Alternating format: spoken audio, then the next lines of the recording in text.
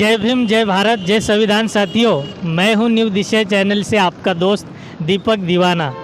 जैसे आज सभी भारतवर्ष के साथ साथ पूरी दुनिया को पता है कि जिन्हें सिंबल ऑफ नॉलेज यानी कि ज्ञान के प्रतीक माना जाता है, ऐसे महान पुरुष का आज परिनिर्वाण दिवस है। और उसी दिवस पर भोपाल के इस बोर्ड ऑफिस चौराहे पर जो बाबा साहब को नमन करने के लिए उनके अनुयायी जो है हज़ारों की संख्या में यहाँ पर आते हैं और बाबा साहब अम्बेडकर जी को फूल माला अर्पित करते हुए विनम्र अभिवादन करते हैं। मैं डॉक्टर बाबा साहब अम्बेडकर जी को विनम्र श्रद्धांजलि अर्पित करता हूँ और आपको दिखाना चाहता हूँ कि भोपाल के कैसे अम्बेडकर अनुयायी बाबा साहब का क्या क्या संदेश आज के इस दिन के अवसर पर देते हैं। सभी को जय भीम, नमो बुद्धाय।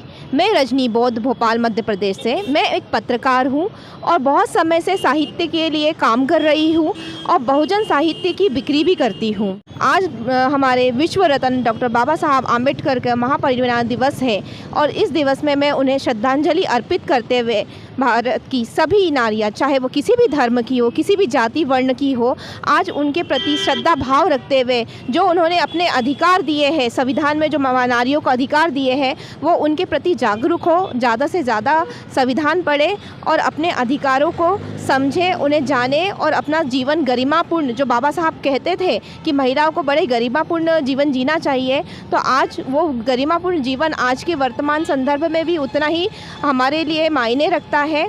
तो हमें बाबा साहब के संदेश को पूर्ति करनी चाहिए, संविधान को पढ़ना चाहिए, अपने हक अधिकारों को समझते हुए अपने जीवन को गरिमापूर्ण तरीके से जीना चाहिए। धन्यवाद। जय भीम, नमो बुद्धाय। सर्वप्रथम आज यहाँ पर न्यू दिशा चैनल के सभी दर्शकों को और इस देश के 85% बहुजन समाज को मैं आनंद शेंडे श्रद्धांजलि डॉक्टर बाबा साहब अम्बेडकर को देता हूँ। आज का ये जो दिन है, ये हमारे भारतीय समाज के लिए बड़े ही दुख का दिन है।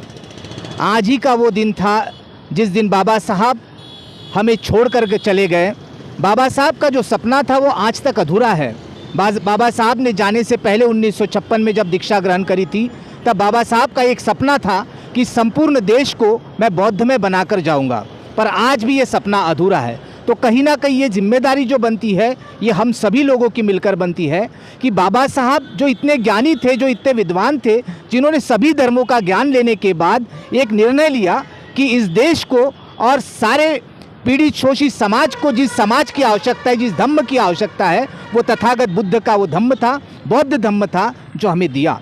तो हमारी ये जिम्मेदारी बनती है, उनके अनुयायियों की जिम्मेदारी बनती है कि हमने उनके सपनों को पूरा करना चाहिए। पर आज बड़ी विडंबना की बात है कि आज हमारे देश के अंदर जिनकी बदौलत आरक्षण प्राप्त हुआ है, वो लाभ तो जो लेते हैं पर बाबा साहब को भूल जाते हैं।